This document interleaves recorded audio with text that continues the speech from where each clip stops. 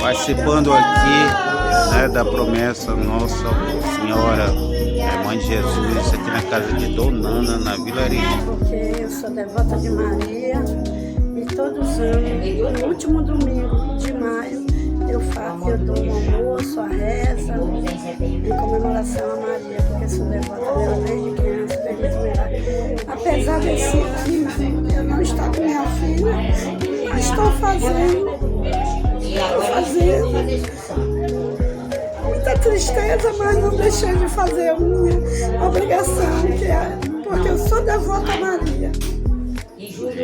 Deus vai fortalecer seu coração e Maria, né, recebendo aqui.